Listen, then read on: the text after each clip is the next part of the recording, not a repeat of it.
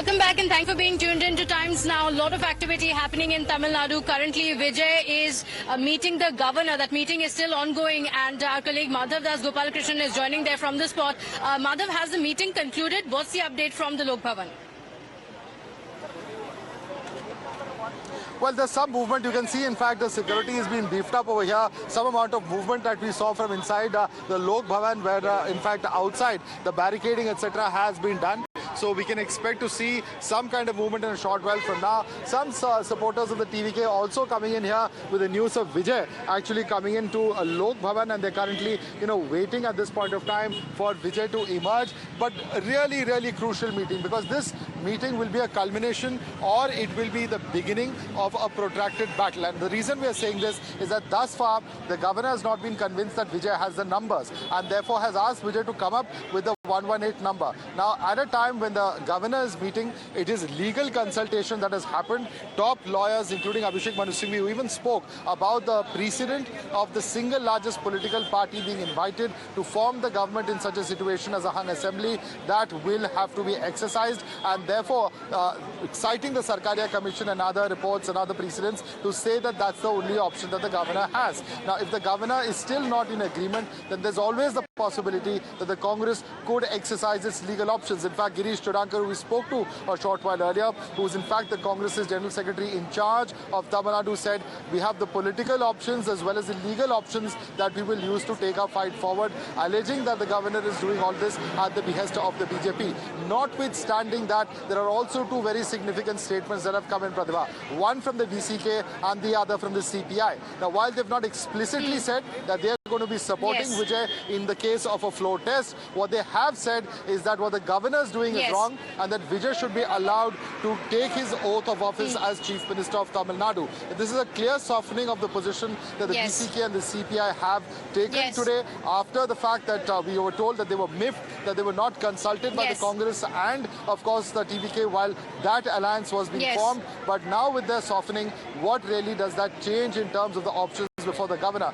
That's the big question. And after this particular meeting, we know what really is likely to that question still remains, because in the floor test, the government usually needs a majority of the MLAs who are present in the assembly during the floor test, and that's the number that will be needed. Very interesting statements that have come in from the VCK as well as the CPI, like you mentioned, Madhav, both saying that we are not going to create hurdles.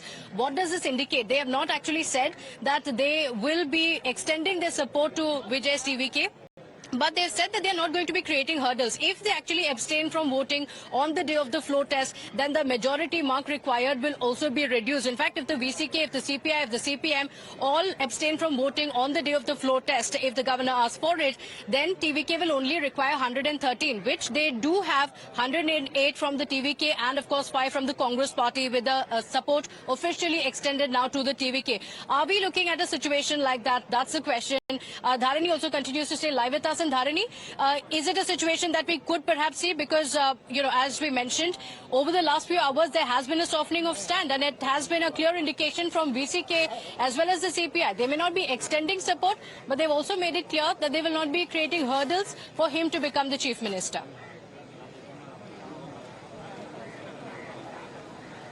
Well, as far as the VCK, CPI and CPIM are concerned, tomorrow all these three parties, they've called for a high-level meeting in their respective party offices. And it is in this meeting, they will be holding consultations with their office bearers and party functionaries, district secretaries especially. And after these meetings, they will make their stance clear. They will make an official announcement about whether to support Vijay or not. And if at all they're going to support Vijay, whether will that be as an ally or from outside is something that will be known tomorrow. So for now, all these three parties, VCK, CPI and CPIM, they are telling that they have not taken a decision about Vijay's request. Vijay has requested them for support. He has returned to all three of them, but so far they have not taken any decision yet. Tomorrow. Now after winning, you're not meeting.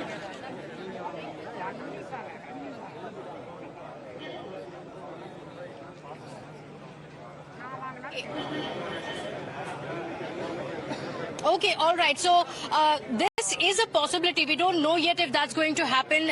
Currently, Vijay is in a meeting with the governor. The question still remains on how the other parties, what is the role that the other parties are going to play? Are they going to extend support? Like Dharani was mentioned, they have also said, of course, that they will be holding a meeting. As of now, discussions are still underway. They will hold a meeting and then decide whether to extend their support or not. Let's take a look at the numbers as they stand currently, because it is going to be 108 for Vijay, but Vijay has contested in 2 seats, which means one of the seats he will have to give up.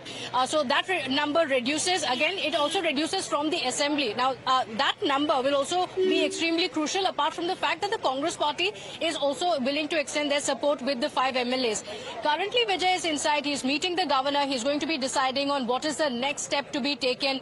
Will the governor say you can go ahead with the oath-taking ceremony? We've seen it previously as well, Madhav, isn't it? On multiple occasions where the governor says you can go ahead with the oath-taking ceremony and gives a stipulated time of about 1 to 2 weeks to prove the majority in the floor of the House.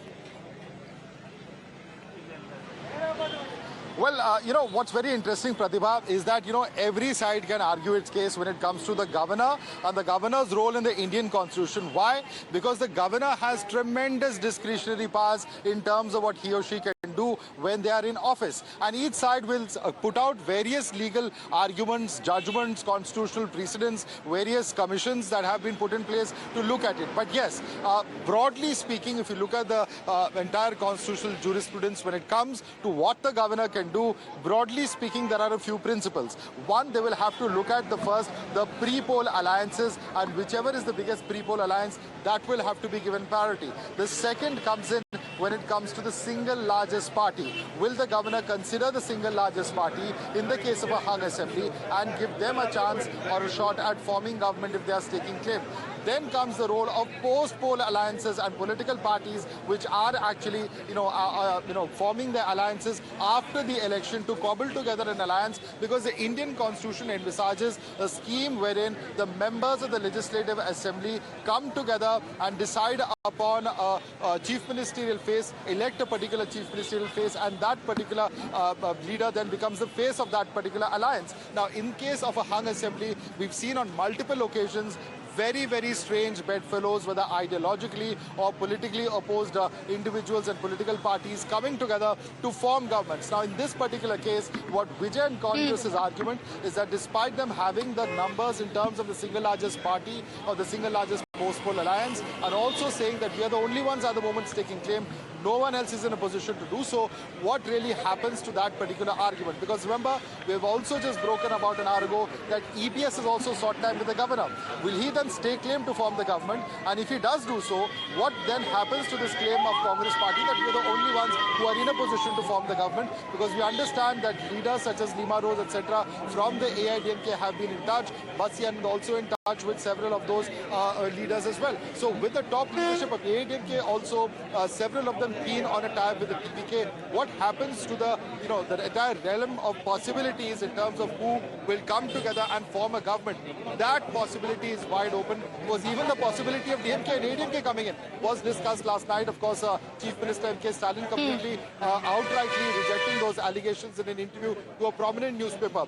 So all of that really is there before us in terms of gamut of what we can possibly see happen. But right now at the Lok Bhavan, where Vijay is meeting with Governor Arlekar, it will be very, very crucial in determining that. Abhi, for instance, is going to be seeing a protracted legal battle. Abhishek Manu Singhvi has spoken about the legal and the constitutional precedents. We've seen Girish Chodankar also saying that all options are before us, including political and legal options. What are those legal options? Are they going to be approaching the High Court here in Madras? Are they going to be approaching the Supreme Court? And what are the precedents that they would be citing, including the Bommai judgment, the Sarkaria Commission, etc., which the Congress and TDK have cited on multiple occasions to prove the point that they are being wrong and they need to be the ones who should be invited to be, forming the government in terms of Vijay being the Chief Minister being sworn in. So there's a whole host of options. Yes, and in a situation like this, Madhav, it's going to be very crucial for the TVK to also keep its own flock together. Yes, on one hand, they're also looking for active support from outside outside, but they also have to ensure that they can keep their flock together. Even as the meeting is underway, the governor meeting Vijay currently, we have a lot of activity that we're also witnessing at the TVK headquarters, where the TVK MLAs, the newly elected MLAs, have been asked to be here for a meeting with Vijay. Dharini, take us through the action happening at the TVK headquarters, because we're told that after meeting the governor, Vijay is also expected at the TVK headquarters.